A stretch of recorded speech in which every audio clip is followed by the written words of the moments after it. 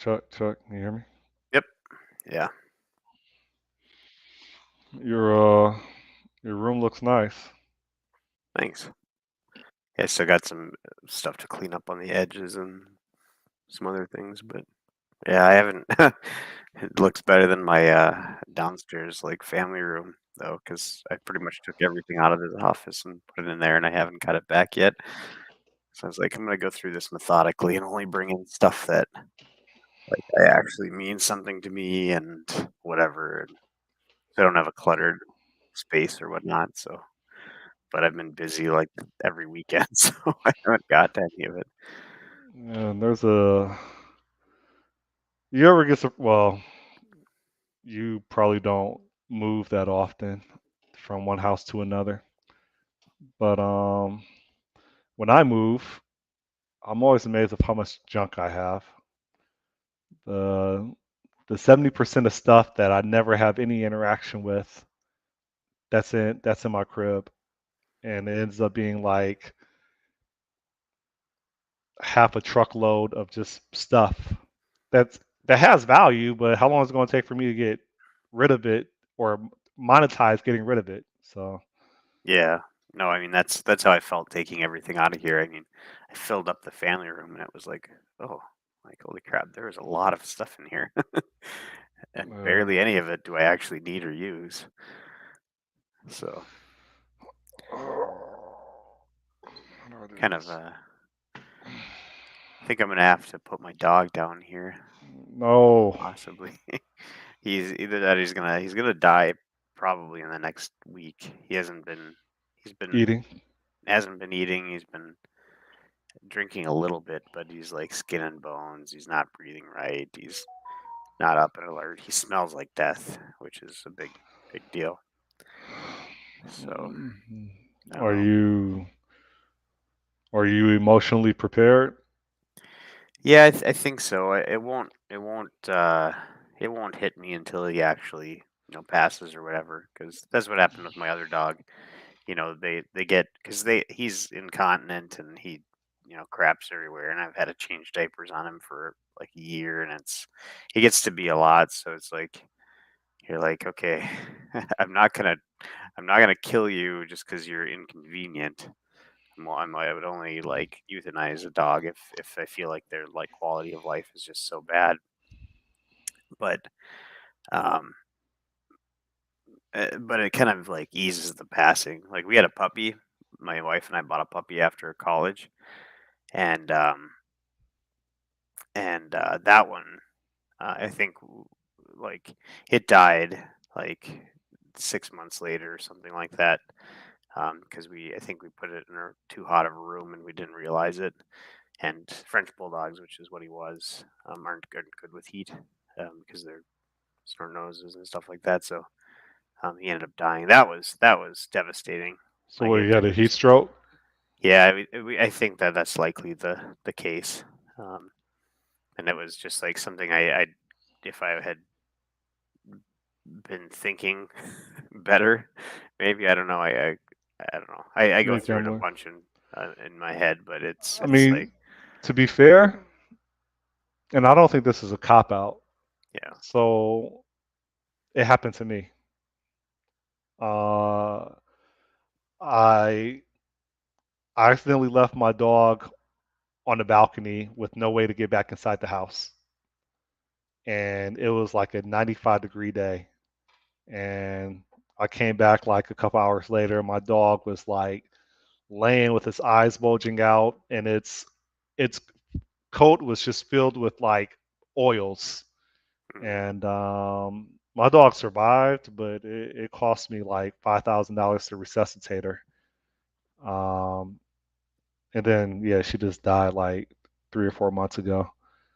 But the reason why I say that, what was the phrase that I used? Am I Uh, emotionally prepared? no, no, no, Or what? no. So the reason why I got that dog, one of the reasons was that I I wanted to be me and the my girl at the time. We wanted to have children, Mhm. and let's do a dry run with the dog first. Let's make some mistakes on a dog before we end up going to prison for an actual human being, Hmm. right? And so yeah, because of that, um, it kind of triggered paranoia when having kids, where like you're always double checking before I leave, what is the state of my child? Is my child in a safe environment? Because I may not be back for more than like 15 minutes, and it's a paranoia that I pretty much have to live with now, especially with the car. Like I've literally like tethered a string or a wire from the car seat in the back to like the gear shift because I'm so paranoid because of everything running through my head that I might just hop out the car with the kid still in back and completely forget. Yeah, yeah. That I mean, that would be one of my big fears. But I think my kids are old enough now where they I wouldn't do that. But I think that happens like if you got a long commute to a place and you're supposed to go to daycare or work, and maybe you don't normally bring your kids, but you like, yeah, it's that's tragic whenever it happens. I don't think most people don't do that on purpose. It's always a just I'm thinking about something else and just Yeah, totally you know what I forget. mean? People have off themselves because it happened and they Yeah, couldn't live with it. yeah, I know. I mean, I don't know how I'd live with it, but we used to do like a thing where when we drop our kids off at daycare, which we've only got a few minute drive there, so it's the likelihood of us forgetting is pretty low. But my wife and I would always say like would text each other like children deployed or whatever, so that Uh, if somebody didn't, it was like, huh, what happened? Plus, it's kind of nice the daycares will call you if your kids don't show up. So that's kind of nice, at least the one that we went to. mm. And actually, our new car, I think it senses when someone's in the back seat, or like Yeah, if mine the does. back doors were open, and then like it'll tell you check your back seats before you get out. Yeah, that's really Yeah. nice. I think because you have like a Genesis or something, don't you? Right? Uh-huh. Because yeah, we have a Hyundai, so it's the same tech basically. So yeah. But yeah, I don't know. The dog is he's definitely like I don't know. He's spitting up some sort of reddish fluid. It's not blood, I don't think, but it's just gross, and everything stinks upstairs, and it's just ugh. And it's just he's just like I said, he smells like death. And Are your kids ready to say goodbye? um, I mean, I don't know, probably not. I mean, they didn't really when our other dog died. My daughter cried. My son really didn't. Um, Mm. but I tell him every night now. It's like, all right, go say goodbye to Riley because you never know if he'll wake up tomorrow and he won't be there anymore. So they say goodbye every night and stuff. So, but I don't know. It's kind of like one of these things where I've got like we're going to this place called Valley Fair in Minnesota tomorrow. So it's a like a amusement park, and so it's like if we weren't doing that, if this was just like a weekend coming up, like I probably would to date, I'd probably say he's probably should be put down. I mean, I don't think he's having a good time. I don't think his life's any quality right now, and he's just, I don't know. So, but Yeah, now I'm I'm sorry. just like, I don't want to like do that and then be like, oh, now we're gonna go to an amusement park the day later, or whatever, or Yeah, it's something similar with like how much time is enough time to consider getting a puppy after your dog was just executed, right? Like I think about that. I didn't put my dog down. My dog literally like went for a walk, rolled on his back, and then died. Like, and so part of me, like to me, my dog thought she was human. Like she would roll her eyes at me when I would do things, and part of me is like, you know, I don't know. The humane part of me, yes, I am somewhat humane. Doesn't want to disrespect, the memory of my dog. So at what point is enough time?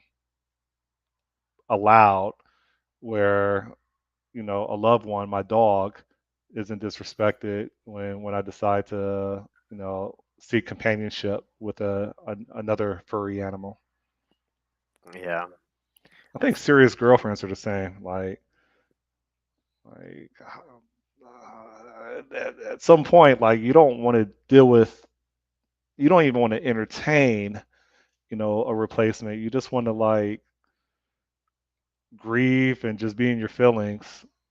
And then sooner or later, you'd be like, all right, I guess it's time to to try to move on and see what's out here.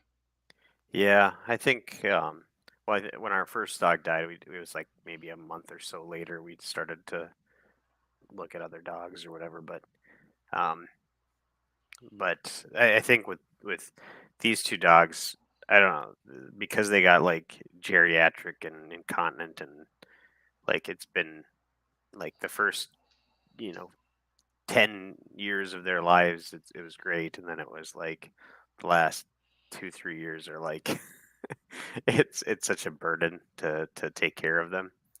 Um, it's like we're I'm kind of put off of dogs for a little while, but I don't know. We might end up getting another dog at some point, but it would be nice to like.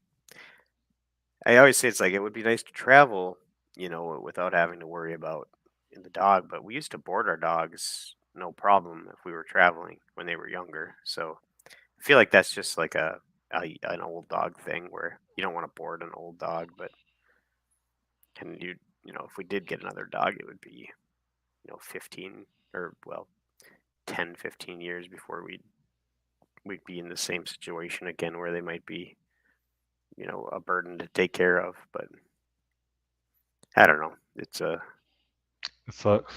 yeah, it all sucks. But no news. How things going?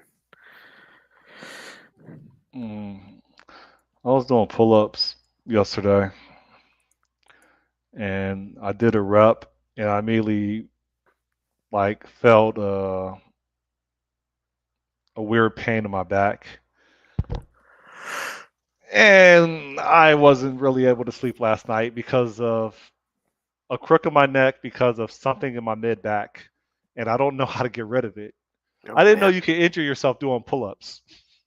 oh man, that sucks. I've had those kinks in my neck before. It That's the bothers me, worst. man, and I don't know when it's gonna go away. Do you ever Everything go I do is to do you slow go to a now. chiropractor at all? Nah, I don't. Yeah. Man, every time I go to any physician, they tell me something's wrong with me. Yeah. Well, chiropractors, they just like crack your back or whatever. But I always said like I don't do it, even though like I know this might be helpable by a chiropractor. I never do it because it's like people who go to chiropractors. The only people who go to chiropractors are people who go to chiropractors, is what it seems like.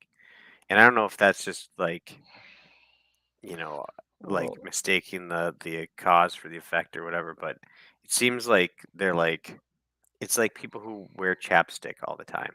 It's like the only people who put on chapstick constantly are people who put chapstick on constantly. It's I yeah. restrained myself from saying something. You a chapstick guy or lotion, hand lotion. People do that. It's like you're like replacing your natural oils with lotion, and eventually it seems like that would just like your hands would just get dry if you don't have it. I don't know. It's. I feel like those are all similar things. Like I usually, if I'm in a relationship, I usually just have her walk on my back and like jump on it until something cracks or pops. hmm Second resort is going to a masseuse, but even that is temporary relief. So, yeah, I mean, one time I've gone to a chiropractor. Actually, I mean that wasn't bad because it was like we finished up the rounds of what we were doing, and then he's like, "Yep, you don't have to come back unless you're hurting again." So then I didn't come back, and then I went back another time, and that guy had left the firm, and some new guy came in, and he's like, "Wow, you haven't been in here for a while." He's like, "You should change that. We got to get you in here all the time." And it's like, no, thank you. So I never came back. uh, Like that's what I don't want. It's like I don't want to be just capitalism. coming back. Yeah, it's like if I have a problem with my back or neck where I feel like if it was just cracked, it would be fixed and I'd be done. Like it would be good to go to a chiropractor. But then like I think one time I went and it made it hurt worse and stuff like that. So it's kind of a crapshoot because they're I don't know chiropractics are kind of a like they're accepted for some reason, but they kind of have a hokey start. Like it was like this guy who said that he cracked someone's back and he like solved their because they couldn't hear or something like that. Um, and so they were deaf or whatever, and he cured it by cracking their back. It's like totally like whatever. And they're not like doctors, but they're Ah, like but treated like doctors. It's like it's weird. what you said sounds like folklore, so I wonder what the real story is. I don't know, but chiropractors are on my skeptical list. That and orthodontists. I'm not. I just like. I'm skeptical of orthodontics. I know people do it, and it's like, but I feel like a lot of it is like unnecessary work, probably. You you think fixing crooked teeth is unnecessary? Well, it's totally cosmetic for the most part, right? Is there any No, like, is there a no, health issue yes, with it? What yes. what? So one is when you have crooked teeth or potentially rows of teeth, um, it it results in not being able to reach certain teeth that that need to be brushed, especially at the gum line, which means that it's a high probability that over time you're going to get gum disease or periodontal disease because you're unable to treat those set of teeth because they're hard to reach. So when you align those teeth so that they're easily accessible, that reduces the probability of losing teeth or needing dentures or stuff like that 20, 30 years from now. Yeah, so there's a 80-20 thing probably. I'm guessing like 20% of orthodontic work is probably like what you said and helpful. And like 80% of it's probably just cosmetic surgery basically or cosmetic Yes, stuff. but cosmetic is still helpful. It's Yeah. cosmetic. It's presentation. It's building. It contributes to building attraction so we can mate. Yeah, I suppose. All right. I'll give orthodontics a pass. Okay. Chiropractors, no way. They're the worst. I'm gonna say that I don't like them. No. Yeah. But I I don't know. I'm skeptical of almost all medical fields now. Just everything. It's all bull crap.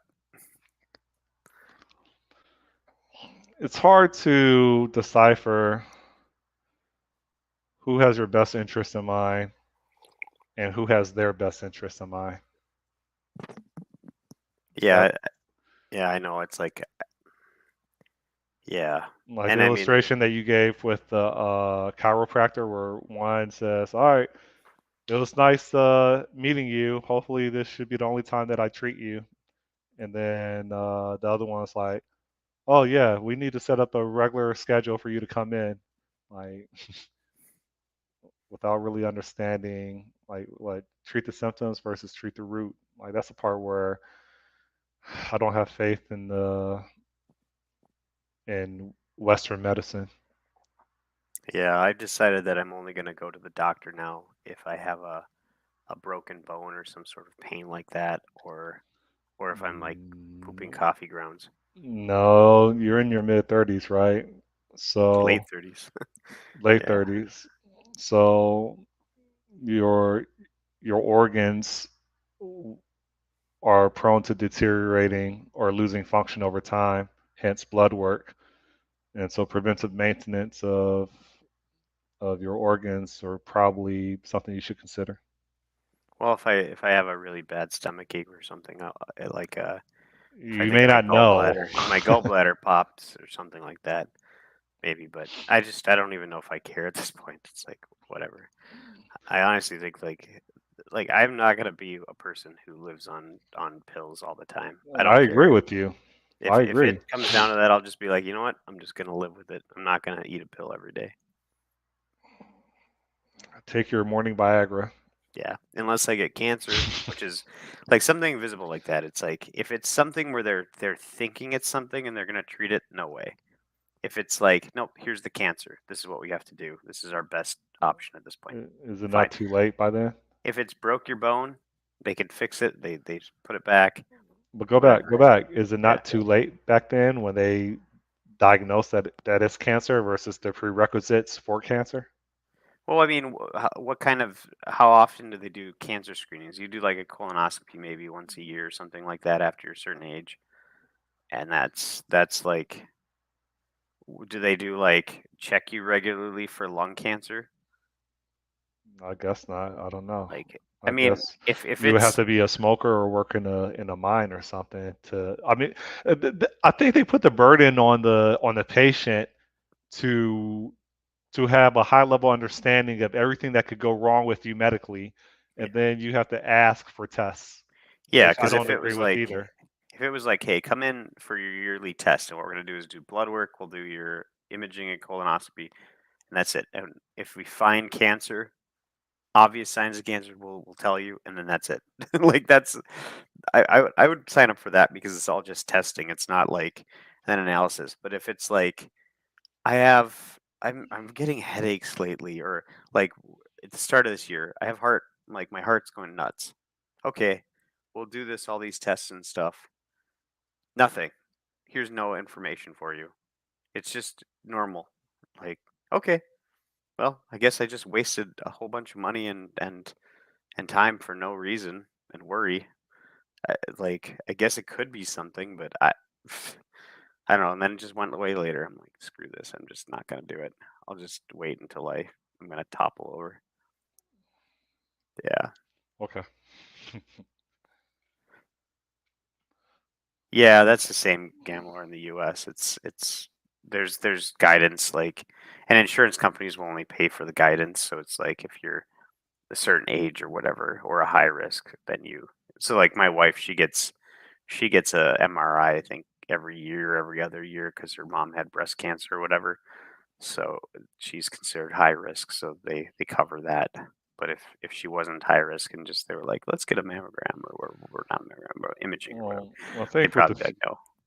I think what the future is going to be is they're going to actually. Well, never mind. You just alluded to it. You said that they look at your genetics and then they develop a strategy for your maintenance. Yeah, and you don't even need to go to the doctor to look at it, your own genetics. Like you can get a 23andMe, and then put that into like there's reasons why you might not want to do that, but then you can put it into like these things, and it'll tell you what your risks for cancer are based on that. It'll also tell you things like your caffeine sensitivity and like all sorts. There's all sorts of stuff. I haven't done it yet, but my dad's done it, and he said there's a whole bunch of neat stuff. You think it's going to add more anxiety? Yeah. I think so.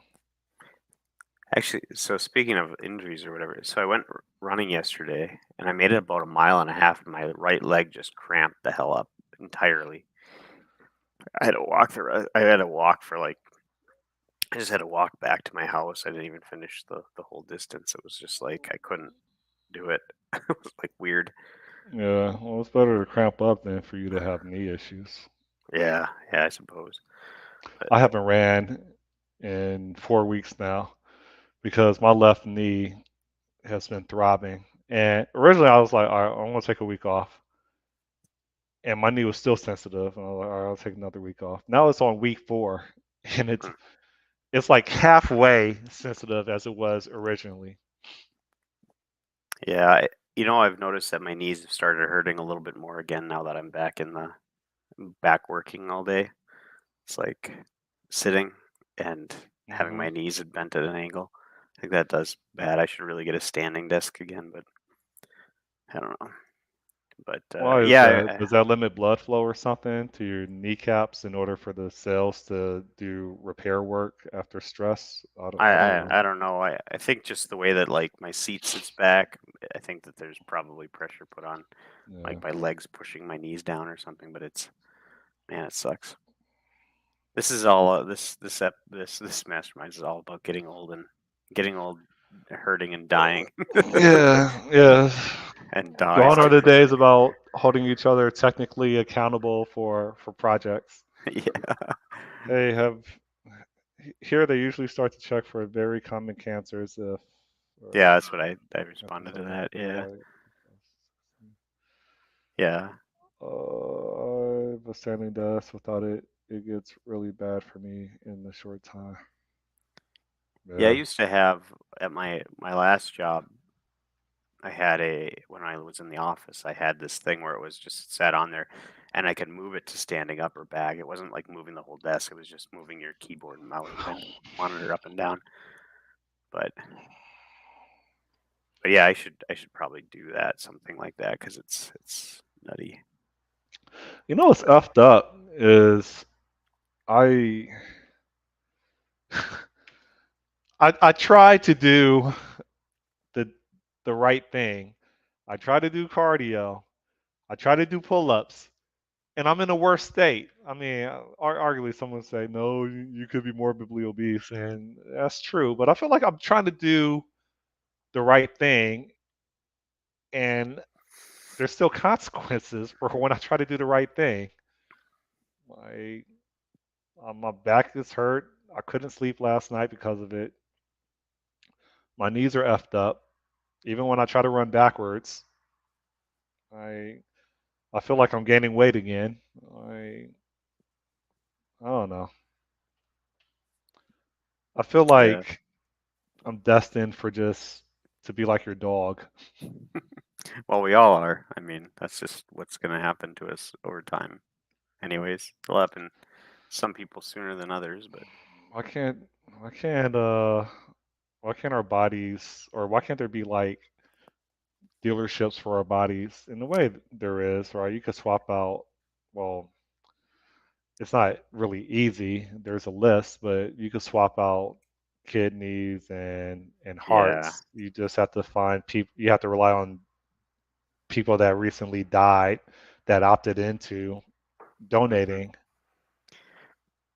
Yeah, they have there's a movie that's kind of based on that. It's called The Island, and it's like you don't know what's going on at the start. I'll just ruin it for you and for anybody watching. Spoilers for the islands, but basically, like it's this like world that these people live in, and they don't, they're like they see psychologists and they talk to people and they have interactions and activities and stuff like that.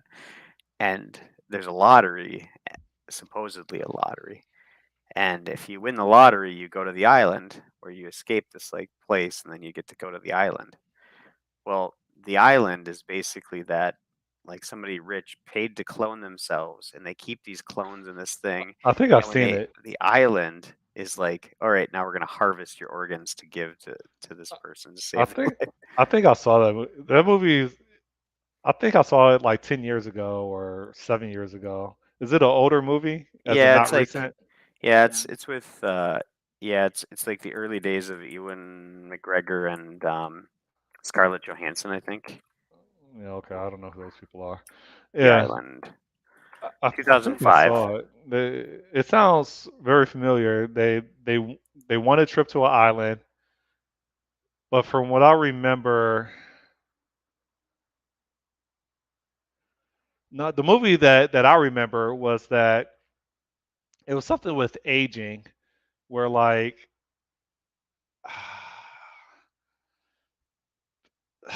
it has something to do with aging and like people would get cut and then either it would heal really fast or it wasn't healing at all, and it was really an experiment where they had cameras all over the island and people were being attacked and being monitored on their recovery, and then if they would pass they would ship another person to the island. That's the movie I saw. Yeah, no, that's not Everything was this an one. experiment. Okay. This one's all like I know it's kind of a more cerebral movie, but yeah, it's just this people live in this. I guess it was directed by Michael Bay. That's interesting.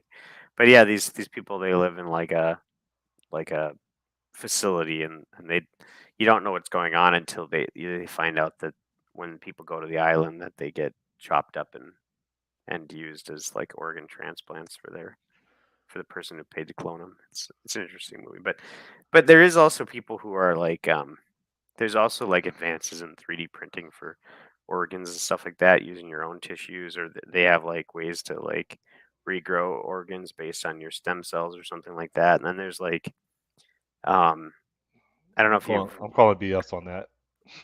you know well I don't I think that they've done it like on some very small case things, but they're still Yeah, trying to I've figure out heard like of like growing ears on a lab rat. yeah, well, they like yeah, they do basically in labs they'll grow these things, but and then there's this one guy I can't remember his name, but he's like they've successfully like reversed aging in mice to a certain point or something like that, and so there's like To reverse aging means that you're getting younger as you live. yeah yeah they like have found a way to like do that to bring mice back down to a certain age or extend their life like considerably compared to like the control or whatever like that. So it's all about something to do with like these receptors and why we age, and they've had kind of some breakthroughs on it. So I don't know, it's an interesting thing. Um, I can't remember the guy's name though, but if you look up like aging, well, there's two guys. There's one guy who's like spending like $1 million a day trying to be 18 again. That's not that guy, but the other guy who's like a Sinclair is his name. He's a doctor, and he's like they're doing like anti-aging experiments and stuff like that. So kind of neat. But anyways, talk something tech. I don't know. Mm, I'll have to mock out a system.windows.application class for some unit tests that I'm writing. Oh, interesting. And I don't know how painful it's going to be to actually get my unit tests to work that has a dependency on UI logic. Is there any way to Now I've separate done those? this before, but I wrote the system under test, right? Yeah. Is there a way to like just can't they separate that in the code so that it's just a provider so you're not dependent on it? Or is it like so intertwined that it would be impossible to refactor all that out? Uh, so I think they have to make alterations to the code, but I don't think they're going to like extract that logic into a separate like library for UI logic. Um, Well, as long as they put an abstraction around it, right? You could like, unless you're talking about during like full automation, integrated automation or whatever. I'm talking about a suite of unit tests. Like right now, like there's the logic, like you have an actor model Hmm. that's uh, executing business logic, but then also invoking like window behavior. And Okay. so that's the part where it's like, okay, you could create a object-oriented interface, create a wrapper over that interface, and then for the actual system under test, that wrapper would rely on the actual like UI logic or the system dot windows dot application, and then the unit test would just rely on a wrapper that just mocks out all that stuff, Yeah, it's and classic dependency everything injection. returns. A lot most things would probably return unit, but then I'm sure you probably have some confirmation windows or message windows that actually return like a Dialog boolean results or or some something. like Yeah. enum result. Yeah, that's like classic dependency injection. So it's like that's how you solve the testing problem, right? Uh, Dependency injection, yes, but well, no. There's DI, but then because it's F sharp, in theory, you can just the system.windows.application, um, that class that's in which its usage is sprinkled throughout the code base. In theory, another option would be to attach an option to that application, meaning, and then pattern match against it, saying, so for example, within the system under test, you would have some system.windows application, but then on a unit test, you would have none. But then the consequence of that is you have conditional execution of UI logic because that's pretty much asking in your test, is this a test or is this actual like production? And that probably won't. Yeah. That's probably not a Yeah. good idea. Yeah. I mean, putting that. I mean, you're basically doing the same thing by putting it behind an interface, right? And then putting that logic there, but you can just conditionally at once put it in with a mock or whatever. So Yeah, well, uh, at least when you're using an interface, well, so there's an object-oriented interface, and then there's a functional interface, right? The object-oriented interface is what we're all used to. yeah, like a Uh, delegate or what well, in C sharp land it would be a delegate. Delegates are interfaces. that's kind of what I was alluding to for the functional type of interface, Yeah.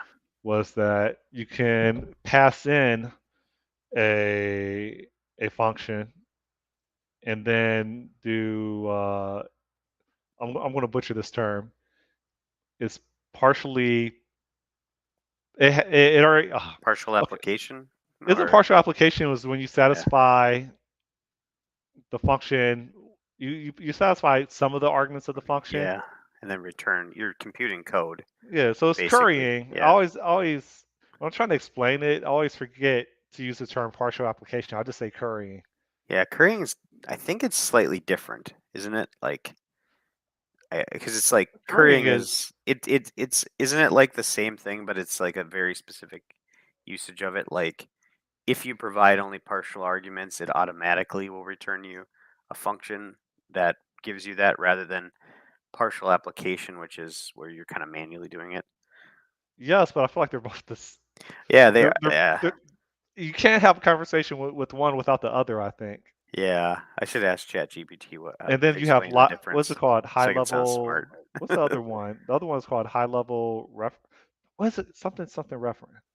What's the other functional programming term High that level when you pass functions as arguments, it's called high order function. High order. I can't remember it. high order function sounds correct. I don't know though. I haven't really looked into that as much. Yeah. So, but So far, I succeeded at leveraging currying, in which certain arguments couldn't be realized until last minute, and then you put that last argument down on the function, and the function executes. I wrote that yeah, logic yesterday.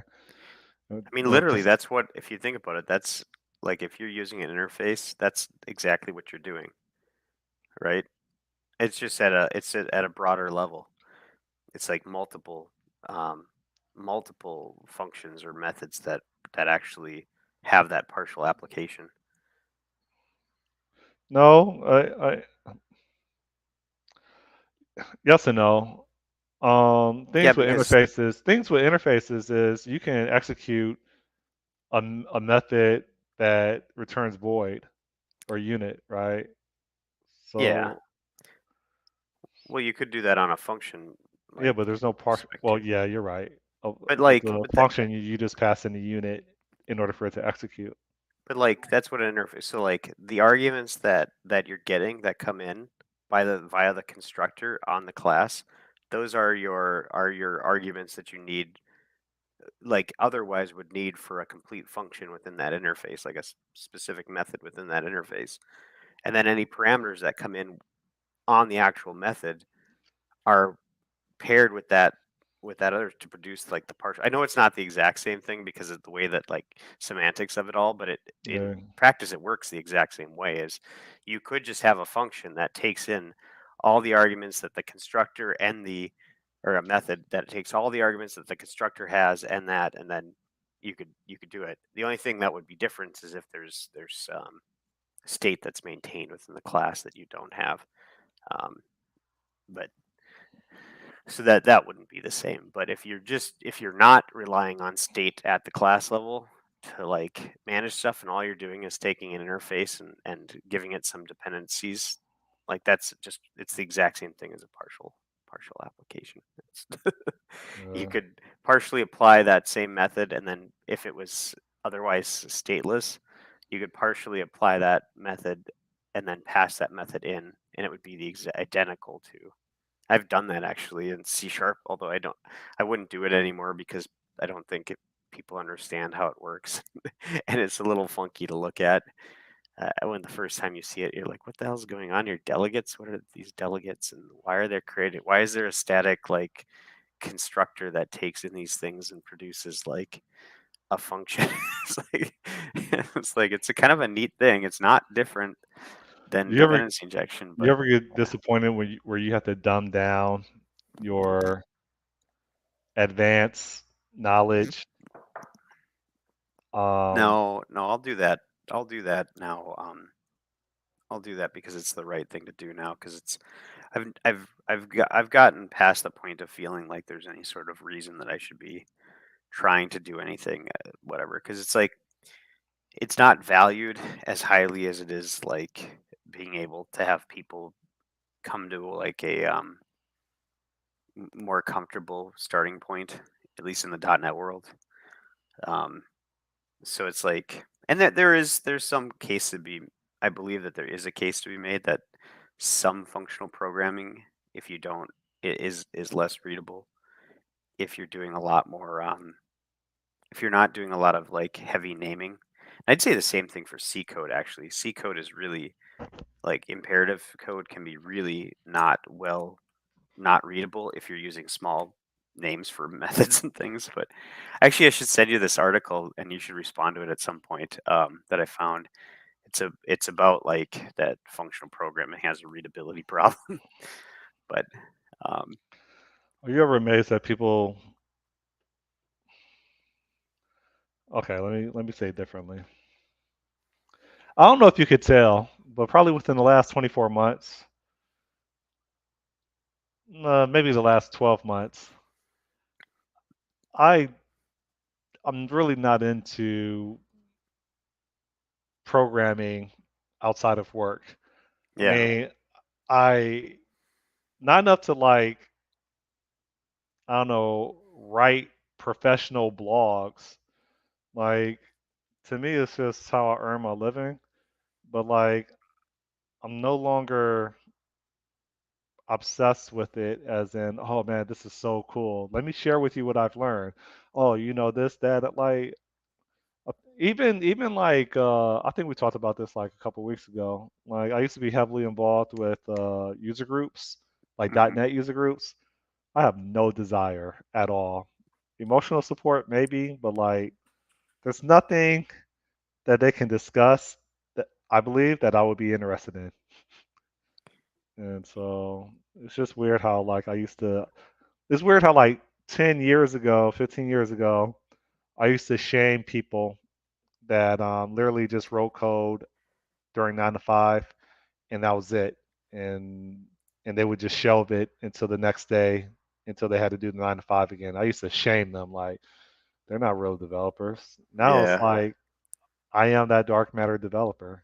Well, here's your option to say sorry to everyone. I'm Apologize. I'm sorry everybody for me being aggressive and trying to project my insecurities so that I could be accepted into the software development community and try to get a satisfactory hourly rate.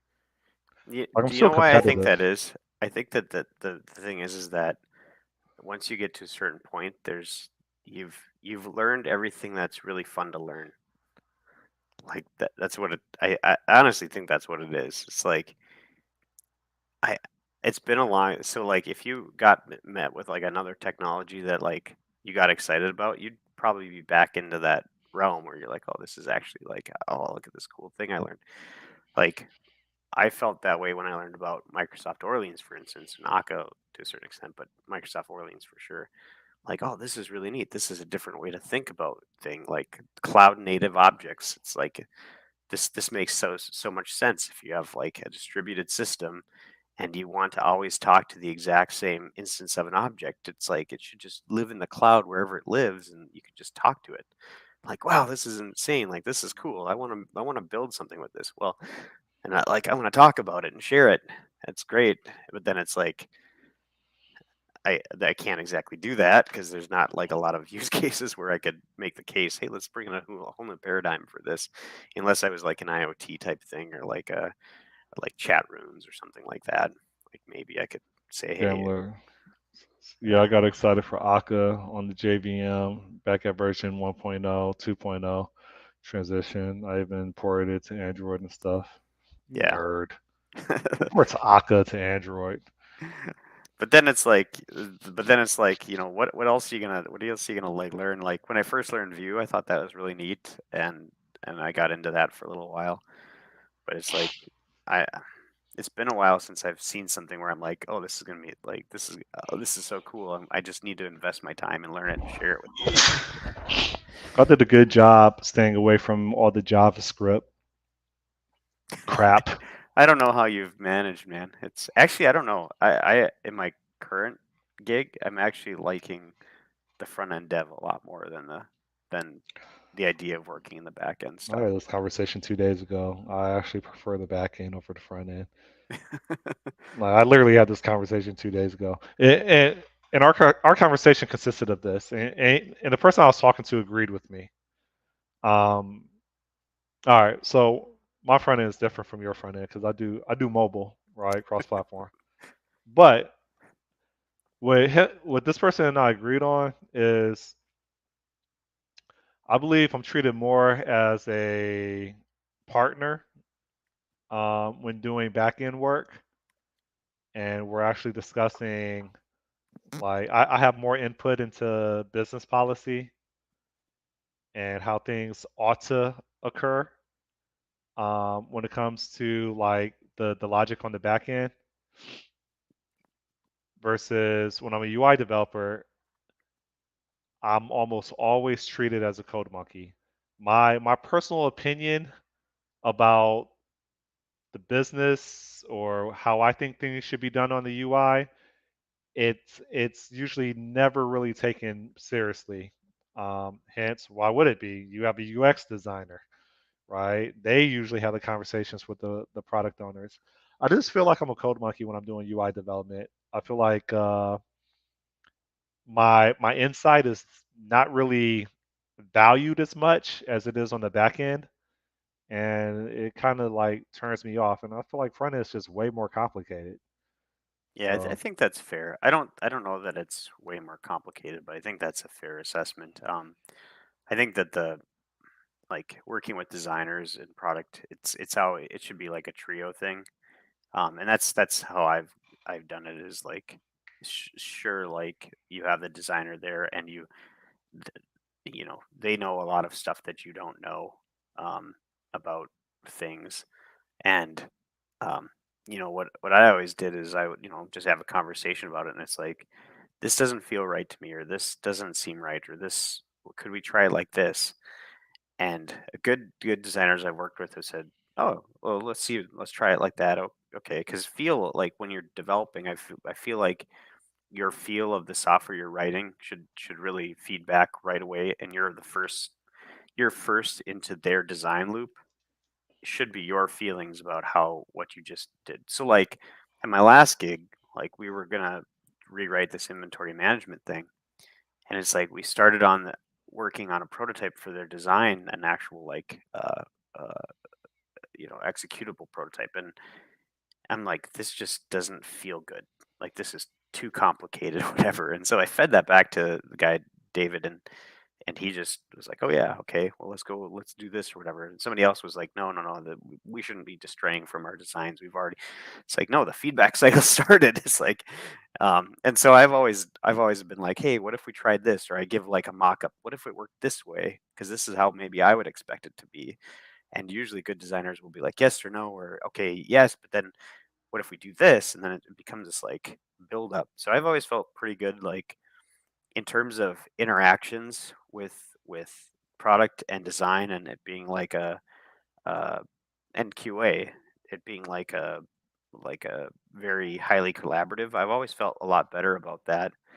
But this, I think, the same things with the back end, but it's more about business logic than very few people have any sort of like opinions on the business side have any opinions about how your like interactions work on the back end. So maybe yeah, maybe you're right, but I don't know. But Hey, maybe it's different in the web space than in the Xamarin or like the WPF space. Maybe I designers in don't think so. WPF are a little bit more dogmatic or something. I don't think so.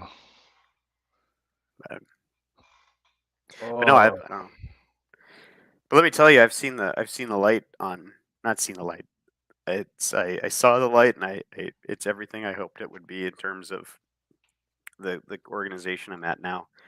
The way that we do work and we don't have like big sprint planning ceremonies and we don't have it's just continuous work. It's which is like there's it's just continuous and it feels really good. It's like is it this makes sense. Kanban? Yeah, essentially. I mean, tickets come in all the time and we're just and projects and stuff and we just start them and go, with the business knows what they're where they want to go and they have their things and people pick that up and then there's other stuff that comes in but it's not like we don't have a small like a team that's like okay let's meet every week and put everything on the board and plan out what we're going to do and then try to do it's not everyone just continually works. It's closer to kanban, yeah. So it's but yeah it's a total change of pace from the last couple pretty much from anything else I've had in the recent years and it's like I think I've shipped more code to production already than I probably did in the last like 6 months at my other job. So Oh it's wow, cool. It's cool. It's like 3 weeks in, and these are just small changes that I'm doing right now. So it's not big ones that are going to take time to show up, but it's something. It's like I'm improving this little thing a little bit, and it'll make this feel better for you know for everyone. So I don't know. It's pretty neat. I'm liking it. I wish more organizations took this approach, but that's good because you were not happy 2.5 months ago, 3 months ago. yeah, yeah, it was frustrating. It's like you just want to do something and produce something and feel like you're contributing and the organization's moving and it's like no, we're gonna discuss why this ticket should be a bug instead of a spike or a spike instead of a bug. Spend an hour on it. Like that was like one of the last big conversations I had with my managers. I was like, "Oh yeah, I put this bug out there for this that we have. It's like we just need to fix it." It's like, "Okay, but it should be a spike because we don't know the exact problem." It's like, "Well, yeah, I've got a general idea, but if we make it a spike then by like our process rules, essentially what I'm going to have to do is it'll take us 2 sprints to do this when I could just find the problem and solve it in one, or if it's a complicated enough problem where it's going to be too big, then I could spin up a different like ticket to actually, at that time. It's like whatever. It's like let's just if it's easy enough fix, let's just go in and fix it. It's like no, no, no, you can't do that, blah blah blah. And it's like, well, why not? It's like we just go back and forth, and I'm like, well, I don't even understand why we do this anyway. It's like, is it that big a deal? It's not going to move the needle for reporting. Like, why do we have to get everything into these perfect buckets and this stuff? Like, and it's just like, it just escalated and escalated. She's like, I need you to get on board with these, with these, because this is what they want to do. And it's like, yeah, but I don't know the why. It's like, tell me the why. Like, how are they going to use this? And why does it matter in this particular case? Whatever. It's like the right thing to do is to just go and fix this because it'll solve everything for everyone and we won't have that problem anymore. But if we and we can do it really quick potentially. So let's just go do it rather than spending two like a whole month on it because of procedure. Like that's it. That's the only thing that would is procedure.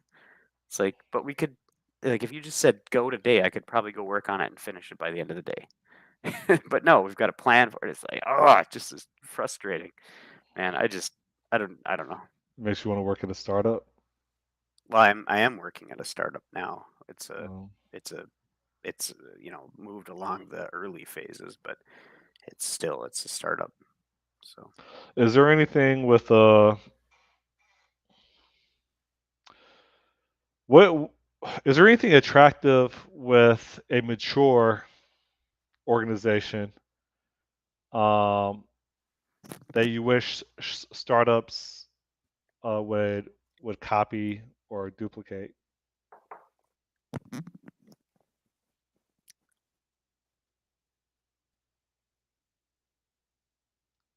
no, in regards to the the work effort?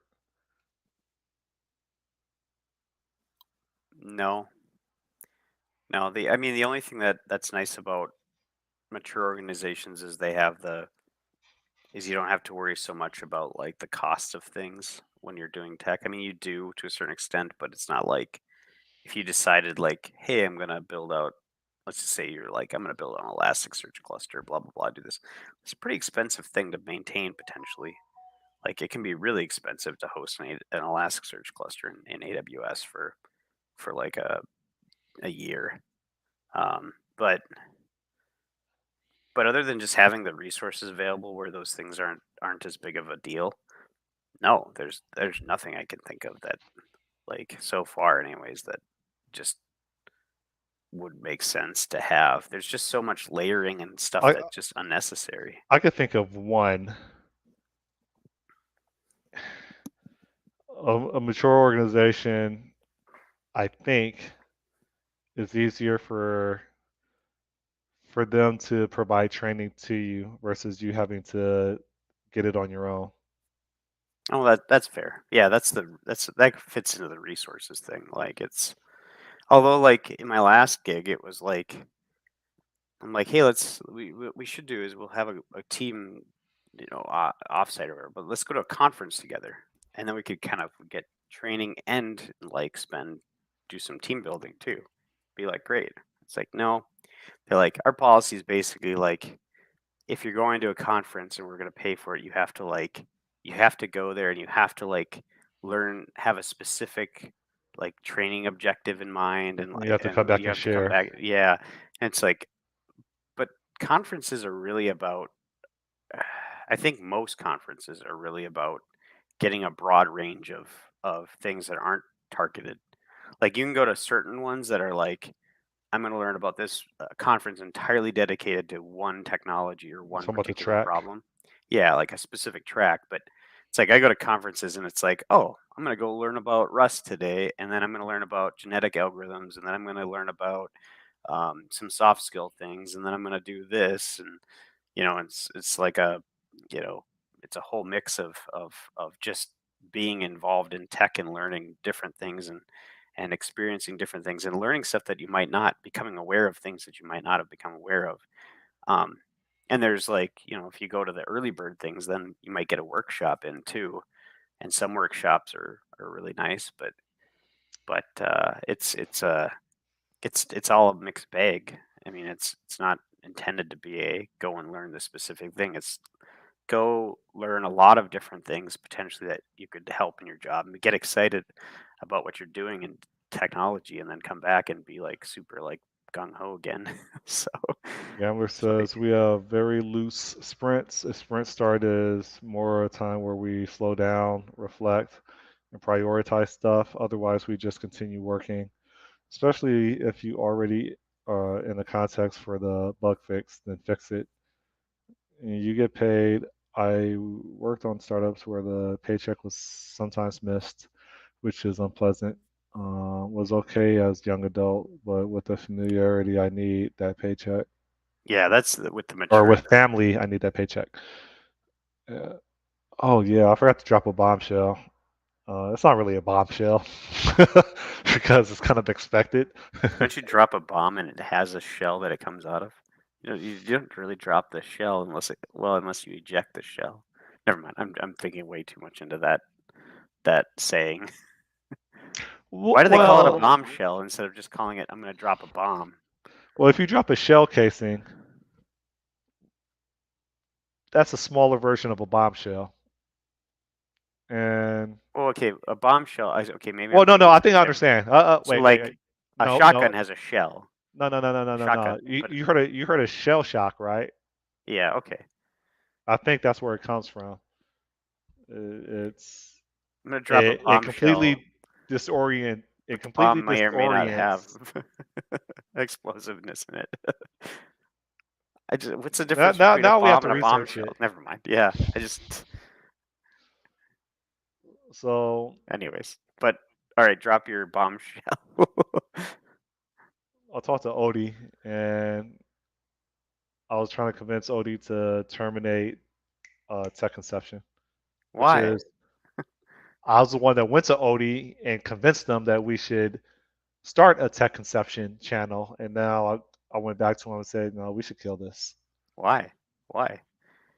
You've, It, the reasoning is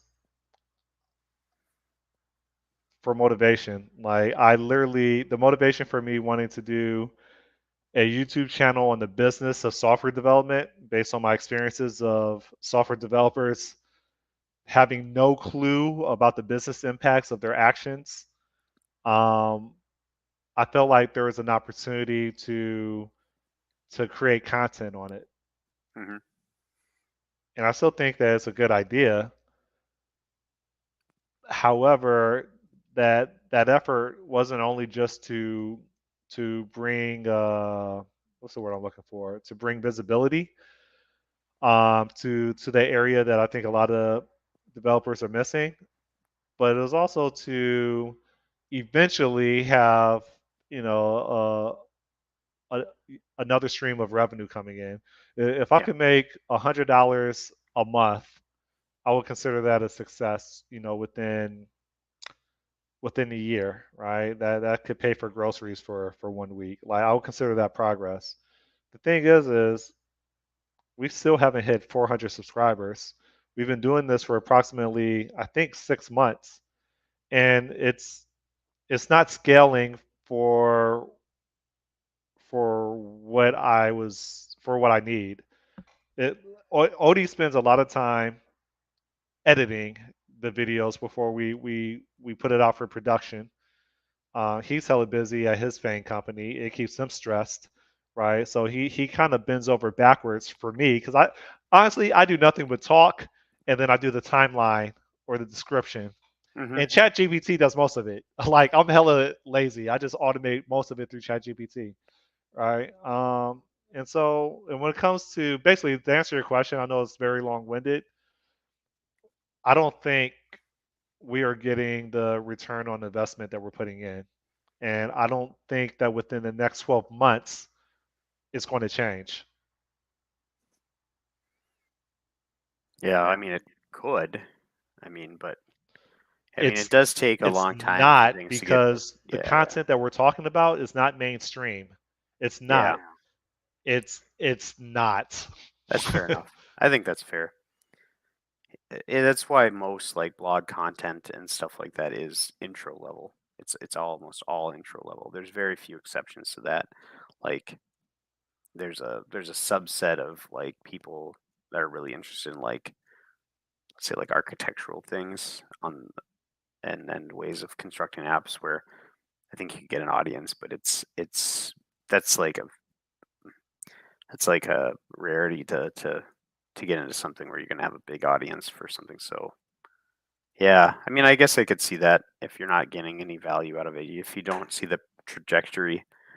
Um, one thing you could try doing is just see if there is somebody who wants to take what you've started and turn it and see if they could snowball it.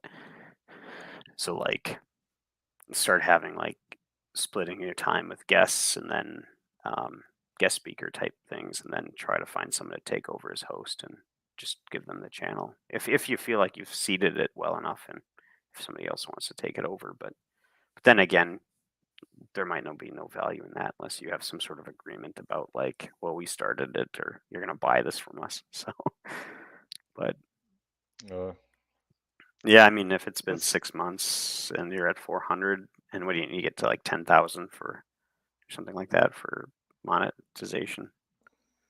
yeah, I'm So not sure what the details are. Um, what else? And so the options are kill it. I mean, we're not going to take down the channel. We yeah, just won't won't produce really new contribute to episodes. it, Yeah, or we may do an episode like once every couple months. All right, that's one option. The other option is tech conception is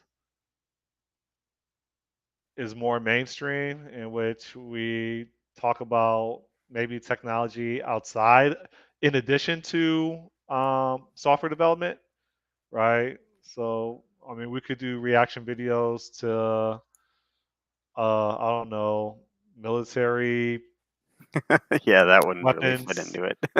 Uh, we can do reaction videos to, I don't know, telescopes or Mars rovers or rocket ships, whatever. Like it could be beyond code. Hmm. So that's another option. Or the other option is Odie and I can just get into philosophical debates that resonates with a mainstream audience, whether it's um, talking about, I don't know, the manosphere, or talking about health and fitness, something that's mainstream that instead of, I mean, I understand that if it's mainstream, it doesn't necessarily mean that within 6 months you're going to have uh, 5,000 subscribers. I get that, but with the content that we're producing, it's probably going to take probably 3 years to get 5,000 subscribers. Yeah. Well, you could also pivot into mainstream. I wouldn't do any mainstream stuff in a thing called tech conception, especially with your starting point. You'd have to create and start from scratch. You could just pivot to more mainstream coding type things. Like Have no seriously, interest. go and like look at, yeah, but I mean if you're talking about like trying to hit monetization numbers, go and like look at the top videos for programming and what they're There's talking a about it. Yeah, there's Like a dude called Prime something. yeah, and there's a guy called like I he had worked at like unsubscribed like Google for a little bit, and he's like, "Oh, I'm a Fang guy," or "I'll help you crack the Google interview," or whatever. Yeah, those kinds of things. uh, Like go and like look up with those and start pivoting into to those things. Like I have no interest. yeah, that's what, if you want to like succeed and keep within brand, it's just pivot towards more introductory coding concepts because that's the got broadest range of users within the coding space. There's very few people that make it to the point where they have advanced concepts. It's like need to know advanced concepts. It's always just like struggling through those initial starting phases. And there's a broad range of people. That's why there's so much stuff there. But I don't know. I don't know how you talk about those kind of concepts without showing code. Although there's people who do it. Um, like if you look up, you'll find like like a couple guys that are like, I aced the Google interview and da da da, da, and then it's like, or this is what programmers don't tell you about blah blah blah, and it's all clickbaity and it's all dumb. Mhm. Like, but I don't know. Instead, what you should just do is have major arguments about REST every week. Just call it the REST argument channel. Like today, we discuss whether you should have 200 as a response code when something's not found. And one of you okay, today we're going to talk about HADOS. And okay, today we're going to talk about. You could probably spend like an entire just talking about like all of the rehashing all of the arguments that everyone has every single day about REST and response codes and verbs and like protocols and like you could And you could what probably have a percentage of channel. the audience? What percentage? Well, I mean, People yeah. love to So argue about this because it's a simple concept that has no right answer. And so everyone's answer is right, which means everybody likes to argue about it. There is no like right answer. I mean, there is technically a like maturity model to rest, and to do rest, you have to get up to HADOS. It's like it's part of it, almost like 90. And then you'll be like, then you're called a purist if you do that. But yeah, according to purist, I'm not going to say somebody's not doing rest without HADOS, but if they get technical about it, where they're like, oh, these verbs, blah blah blah. It's like, okay, well, you want to get technical, we're not even doing rest at all, anyways. So let's not argue about this. Let's just figure out what's best for this current problem. Just move on. We don't need to be dogmatic about this. It's like, yeah, I have no interest. I honestly think that like just in coding, period, I think you're right. Like everything is pretty much a beginner level if you want to get views or monetize. Um, yeah, the dogma channel, yeah, coding dogma, call it. Change it from tech conception to tech dogma, and then just like have arguments every week about some dogmatic thing that, and then encourage people to argue about it. It's Twitter, but on YouTube. or maybe have YouTube interviews, or not YouTube interviews, have tech interviews with actual companies and just record it. Yeah. A friend of mine had an idea for a movie he wanted to do. He wanted to make called what did he call it? The Interviewee or something like that. Um, where it was like, and he had this idea it would be a comedy, and it'd be like maybe Ben Stiller or something would play the main guy. And what he does is he pretends to be a bunch of different people, and he gets job interviews, and the job interviews will pay for his like room and board and his like, they'll pay to have him fly in and pay for his food and while he's there. And so he'll just get like interviews with these big companies all over the place, and then like so it just gets, makes money that way. But otherwise he's a bum. He's just really good at pretending to do job interviews. Mm. But then he ends up at like one place where he meets some like romantic interest, and then he's like, so then he tries to actually get the job and stuff like that, and and then the climax of the movie is obviously, it comes out that he's or the kind of, I suppose it'd be the end of act 2, it comes out that he's this fraud basically, and Scam. then yeah, and then there's the resolution to some sort of climax where he, you know they resolve the fact that he's a fraud, and maybe he just spins his life around, and then they get together or something because there's such a love it. It's just kind of cool concept. I just thought it was a neat thing. I'd You watched watch a it. lot of movies. Well, I don't know. He came up with it. I just thought it actually fits well into that kind of classic rom com type flow, like the internship. If you saw that movie, I just refuse. I boycotted total it. fabrication. Like it's nothing like probably what a Google internship would probably be. I would assume, anyways. Um, but uh, but yeah, that one, it's the Hold same up. I format. thought that was about Facebook, right? The internship was about, What am I confusing? it's with, was it Owen Wilson and oh god, what's the guy's name? Uh,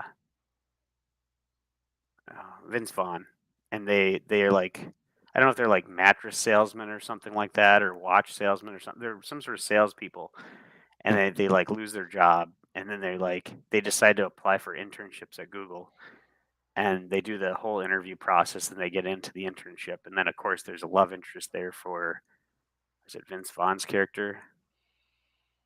I want to say it has this love interest, and then like, it's all the back and forth, and then them kind of like going to a point where they're like, we're not really made out for this or whatever, but then they are, and then they come in and save the day, and it's like, You think Vince Vaughn is his real name? I don't know, I probably. You think Matt Damon is his real name? Probably. I I don't know think a so. lot of people have stage names, but those seem pretty like, Matt Damon? yeah. I don't think so. Vince Vaughn? That sounds like Jean Claude Van Damme. That name is too good. It Matt, can't be real. It can't be authentic. Matt Damon sounds like a Sounds like a program that would run in the background that would wait and like watch for like entries into ports, like a welcome mat, No, like Matt. network traffic. Well, Matt would be an acronym, right? Oh, the Matt Damon. Matt would be an acronym for some type of daemon thread. Oh, what's a good one So for MA? Wait, you could use MAT or mutually MAAT or MA. mutually actuated thread tour or something like that. I don't know. But Mono application uh, now you're acting like Microsoft. transcriber or something like that. I don't know. Yeah, And this is where the channel I'm sure ends. somebody's come up with the Matt Damon before. So, all right. Well, he did bring up Gut Dogma too, I so mean, Will Smith sounds authentic, right? But I don't think he's ever going to recover from that. he'll come back in like In 10 what years movie? and be like a he'll be In 10 like years, a he's going to come back as Morgan Freeman. He's going to be yeah, old. it'll be a comeback story. Um, wow, Will Smith has really reformed himself. Blah blah blah. I think he still has movie roles that are coming in. They're just not as like He he's didn't just get not as canceled. big. No, I think he's still making movies. So, I but okay. Well, I suppose. Let me see. think I'll get my motorcycle tuned. Like a piano What? Piano. gets tuned. My back is hurting. All right. The Well, hell I is guess I'm supposed to be focus? working now. Oh, interesting. Like I didn't. Windows has like I just found a little thing. They have like a built-in timer now for focus periods. Interesting. Oh, you mean Like a Pomodoros? yeah, they basically have a Pomodoro timer in there built into Windows 11. Interesting. Anyways, all right. Really? All right. I'll research it. Get your motorcycle What's the tuned. name of the app? It's not. I just clicked like so in Windows 11. I clicked the time, like the time thing. The calendar came up, and underneath the calendar, there's like it says like plus 30 minutes, and then there's like this focus button. If you click focus, it pops out a timer um, with a basically it's a timer, so it's not going like fast, but it shows you like 20 minutes left, um, and you can toggle to turn how much time is remaining and pause it and or oh it's just yeah it's part of it's built into the clock feature, the clock app within Windows 11. So Yeah, this interesting. is going to spawn a different Yep. conversation. Next Friday, I'm like, why are humans so different from all these other creatures, man? And the example you just provided, like What that time. I was a squirrel and I was like dog like squirrel. Yeah, So I'm the I don't know. same. Squirrels are probably the closest. They probably have the most common with humans, especially men. I You mean know why? dogs, like squirrel, you No, know. squirrels. They're obsessed with nuts. All right, see ya. All right, see you bye. Bye.